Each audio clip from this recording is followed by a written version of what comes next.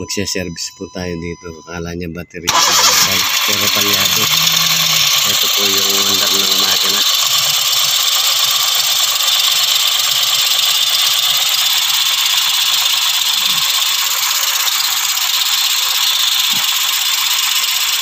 Ito po yung parang palyado sobra.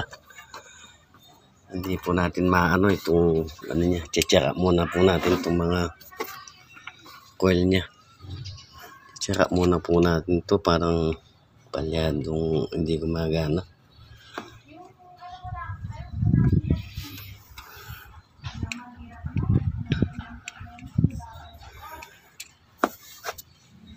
Pwede pag-start ulit. Pag-start ulit. Apo, pag-start na lang po. Ngayon po yung andar ng makina.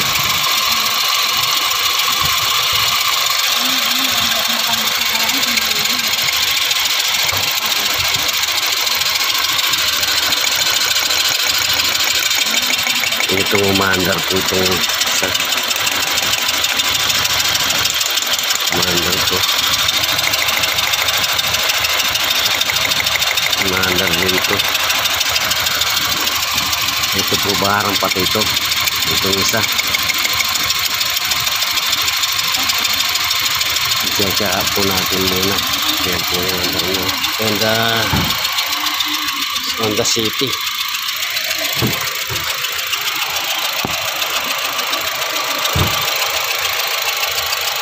Sana walang matamaan na bigla lang namamatay ito pagkatapos na manginginig na ganun, no? Bigla nga namatay tapos Hindi battery yung problema mo. Dito siya. Hindi yung maandar tong isang butas. I-check up ko muna, no? Pagipatay mo na.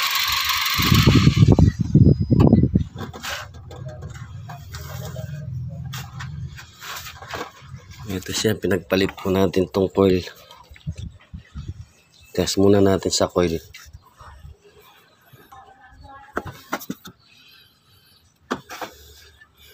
Pinagpalit po natin tong coil na to. Yung dalawa, yung hindi umaandar. Tapos tingnan natin kung coil siya. Pag lumipat itong palyado niya, ibig sabihin coil. Pag-start po ulit. Pag-start ulit.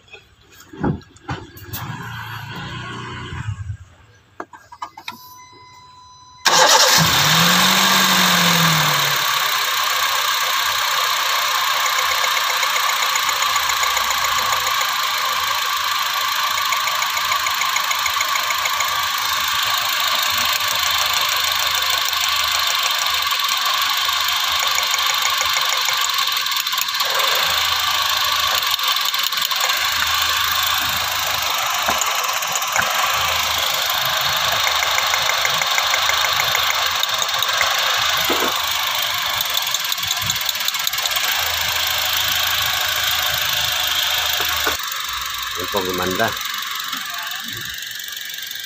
Ayan, no? Wala yung tok tok tok tok tok tok gumagay yan. kaya ganun, sir. Palitan na natin yung spark plug. Bili tayong spark plug, no?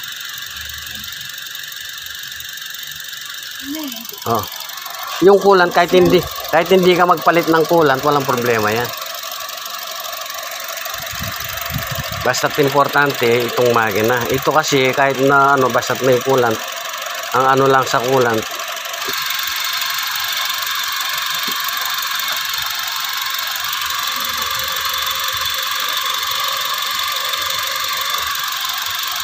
yun, ito mainit po, wala na yung lumalagitik.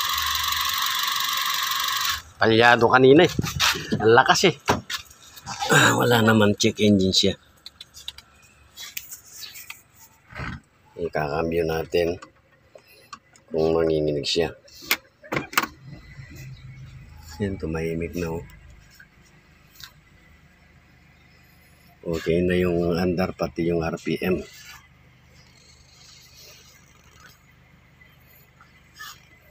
Tapos aircon natin. Yun.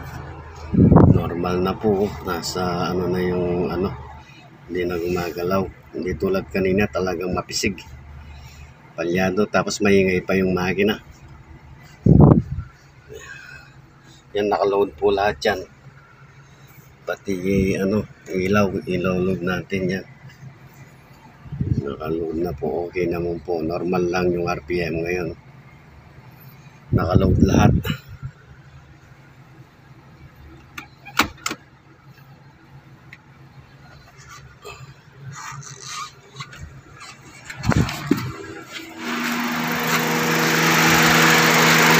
So, kaya namamatay po. Babae lang po kasi yung mag-ano ito, wala yung asawa niya, yung dati customer ko po ito. Ngayon, kala niya baterya, bibili na sana ng baterya. May nakausap na sila, kaso hindi na pinuntahan dahil nga yung makina yung problema, yung mapisik. Yung daming gustong gawin ng mekaniko. Ito yung nakikita natin. Ito sa socket niya, yung mga coil niya ganyan, pinagpalit ko lang, inalis ko yung gano'n. Pines ko yan, isa-isa. Pines ko yan. Yung sinaksak ko lahat yung baka nagka-carbon yung mga connection niya, yung sa socket na to. So, pinagpalit ko yung dalawang coil na yan pero parehas na umandar na. At least, hindi na makagastusan itong ating customer. Kanina talagang kala mo kiskisan ng Ay, kayo ma'am, kung anong gusto niyo, palitan na natin yung spark plug nyo o wag mo na. Mga 200 plus siguro. Isa. Hindi ko alam, wala akong idea sa inyo. Hindi, bili na lang tayo kahit na hindi original, pwede naman. Yung ginagamit namin dati sa mga tatagal din. Naging okay kanina kiskisan nag-loose. Tapos humihina yung spark plug mo, baka mahina, nasabay na natin palitan. Binunot ko kasi yung dalawang coil mo. Ngayon pinagpalit ko, tapos yung socket niya baka nag-loose contact. Kaya naging palyado. Bili na lang tayo, no? Patayin muna. Ito po, akala niya malaking gasis na. Ito lang ang natin yun, no? Normal na yun ba? Kanina pa kami kiskisan. Ito, papalitan po natin lahat to.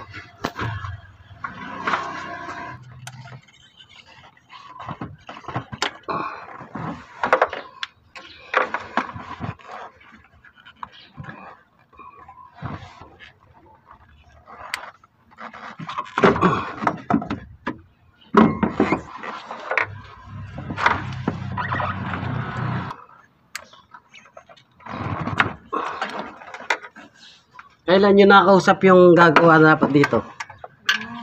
Friday pa, sir. Kinausap ko na. Hindi naman siya nagpunta. Hindi nagpunta.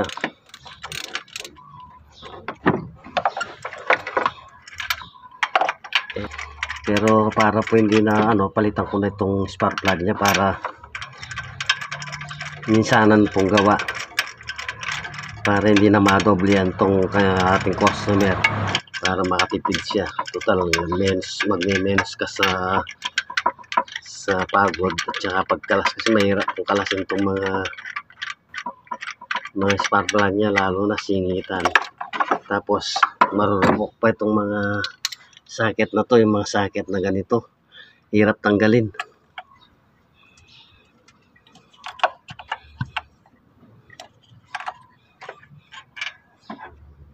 Tagal na raw pong hindi napapalitan tong spark plug na to kaya pinalitan na natin.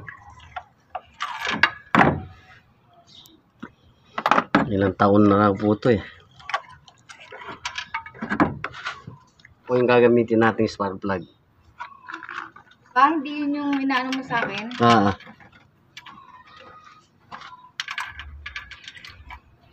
Daming gustong gawin, no?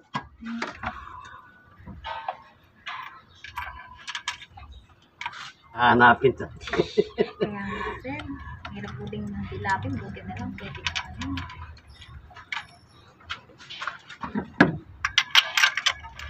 Dapat pala, no?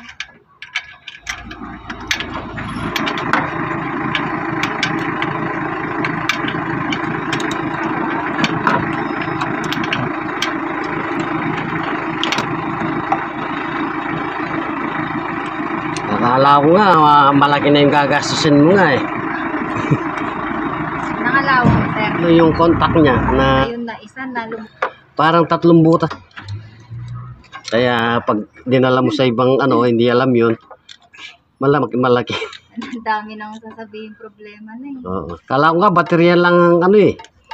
Kaya nagda. Buti dinala ko yung mga gamit eh. Pero hindi rin ako ano na sa battery.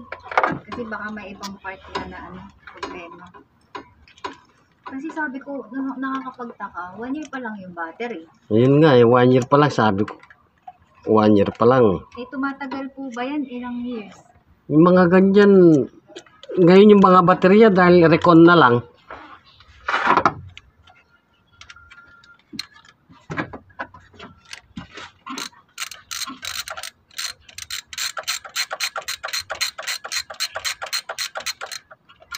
Dati. Mahina. Kinakabit na yung ano. Mahina, masyado. Kinakabit na, nakabitin na kami. 4. Yung ano, spark plug. Gumana naman. Lumuwag lang. Oo. Ito lumuwag tong sa galing sa computer mo itong Lumuwag yung na galing sa coil. yung socket. Mag-work ka muna, hindi ka pa breaking. Patapos na din to. Pag-stop. Patapos na din naman to. Pag-stop mo. I-start. Oh, pinong-pino oh. One click no. Oo, okay na tayo. Ano yan? Oh, pati ano. Yung may kong puno. Galing ano. Okay na tayo. Ganda ng andar ngayon oh. Walang kapalag-palag kahit konti.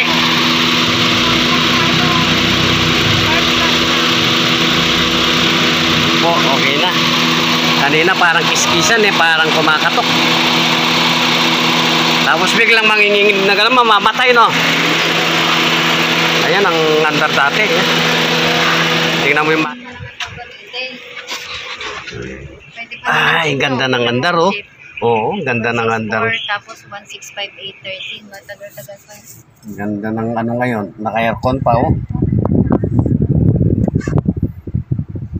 Okay na po. Satisfied naman yung may-ari. Kahit na i-load mo, walang kapisig-pisig kahit na ano eh. Spark plug at saka yung connection ng coil. Nag-loose po yung kanyang connection sa socket na papuntang coil.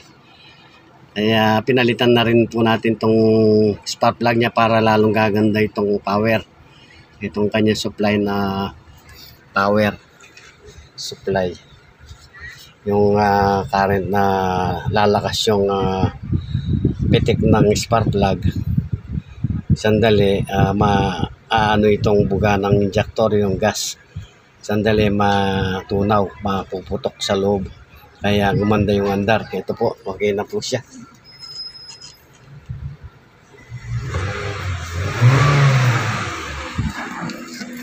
Tahimik na.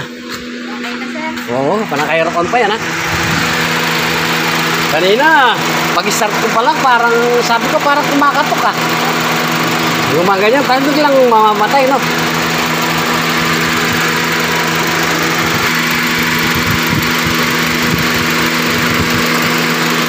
Check up po natin lahat ng mga socket. Mga socket niya.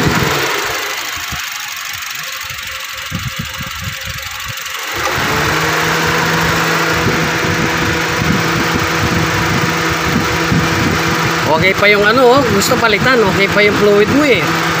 Oh, wala kang ano. Okay pa yan.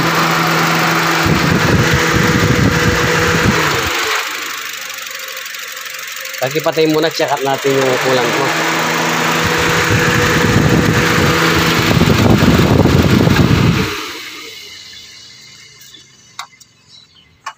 Check up na po natin lahat.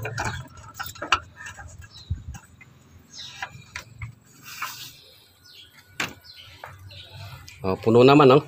Puno naman. Oh, ang linis ng ano. Huwag mo. Hindi ko pa nga dinadagdagan yan. Oh, hindi naman nagbabawas eh.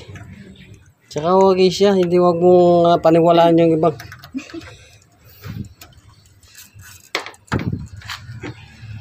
Isabay daw sa ano, change oil.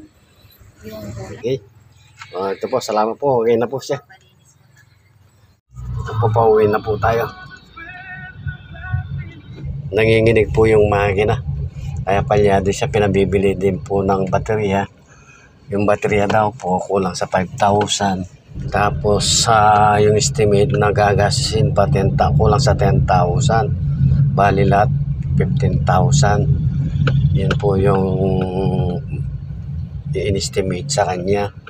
Tapos nung natignan natin, palyado nga at biglang mamamatay yung, tama po yung sinasabi ng customer, biglang mamamatay.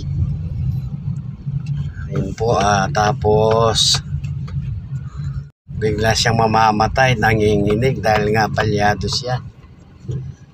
Kaya ang ginawa natin, sinyaka muna po natin, nakita natin ang diferensya. Tinas ko lahat yung mga coil niya, okay naman. Tapos si spark plug, okay siya. Nakita ko yung dalawang 1-2, yung 1-2 connection naglulus. Kaya yun po nung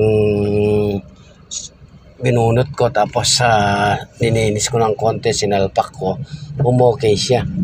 Umokay yung under to my make dahil nga nakalus yung dalawang may power niya, yung socket. Kaya siya nanginginig, kaya siya palyado. Kala ko spark plug o coil ang naging diferensya, kaso yun, nung pag-alis ko ng socket, nakita ko nakalus yung isa. At saka yung isa nakaangat. Ewan ko ba't naangat yun, o sa katagalan na hindi nag-moist sa loob yung socket, kaya nag-loose. Yun na siya. Pauwi na tayo. At least pinalitan ko na rin po yung spark plug para minsanan yung trabaho. Malapit na tayo sa daan.